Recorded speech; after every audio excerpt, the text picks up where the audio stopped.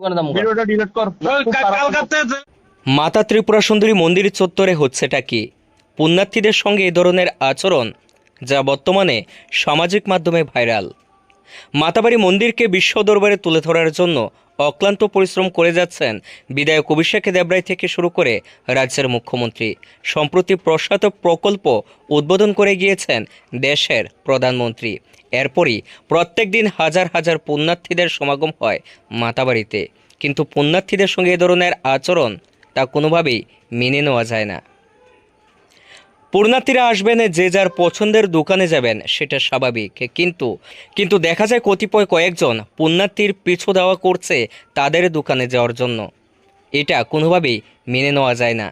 মাতাবাড়ি মন্দির চত্বরে থাকা অনেকে ব্যবসায়ী এ বিষয়ে ব্যাপক ক্ষোভ প্রকাশ করেছেন। যে যার দোকানে ব্যবসা করবেন, কিন্তু এভাবে পুণ্যার্থীর পিছু দেওয়া তা সেখানে থাকা প্যারা ব্যবসায়ীরাও কোনোভাবে মেনে নিতে পারছেন না। মাতাবাড়ি মন্দিরের প্যারা ব্যবসায়ীদের বদনাম করার জন্য কয়েকজন উঠে পড়ে লেগেছে, এমনটি অভিযোগ সেখানে থাকা সচেষ্ট এবং সৎ প্যারা ব্যবসায়ীদের।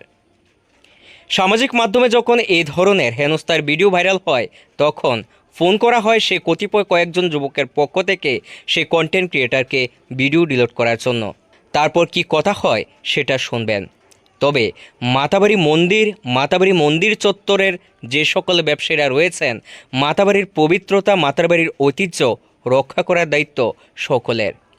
কোনো পুণ্যার্থীকে যেন কোনোভাবে মানসিক কিংবা শারীরিকভাবে হেনস্থা না করা হয়, সেটাও কিন্তু দেখার দায়িত্ব সেখানে থাকা ব্যবসায়ীদের। কয়েকজন ব্যবসায়ীদের জন্য গোটা মাতাবাড়ি এলাকায় থাকা প্যারা ব্যবসায়ীদের উপর এ ধরনের অপবাদ স্থানীয়রাও মেনে নিতে পারছে না।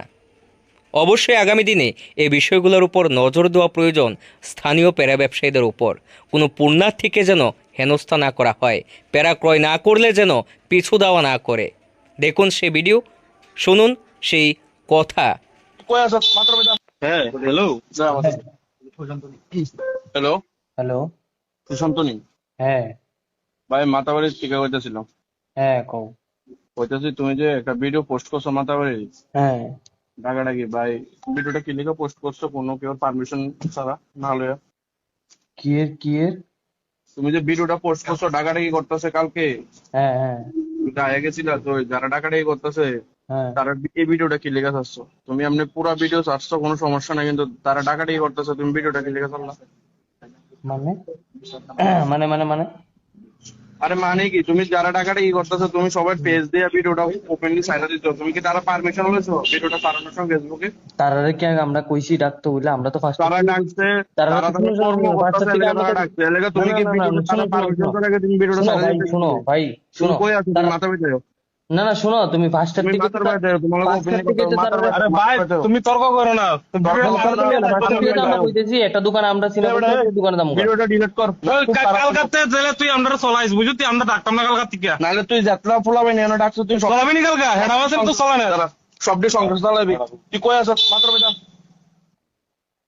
কিতা মানে মানে হ্যাঁ, তুই কালকে থেকে সবটি সংঘর্ষ চালাবি? এডিটের কর্ম করছে, এডি তোরা ডাক দিছে, লেগে ভুল হয়ে গেছে।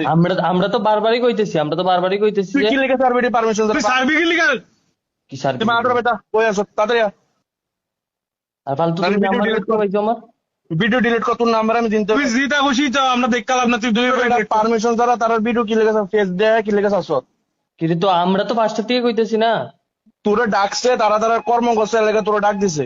না না আমরা তো ফার্স্টের থেকে কইতেছি। বলে ভাই আমি ভিডিওটা ছাড়তাম নি, এটা তুই নাহলে তুই আমি ভিডিও করব না লাচানো সবটি সংখ্যা চালাবি নি, ভিডিওটা ডিলিট কর, নাহলে তুই মাথার ব্যথা, নাহলে তোর লগে ওপেনলি করতে হবে। নাহলে তোর বাড়ির সামনে আমরা আইতাছি।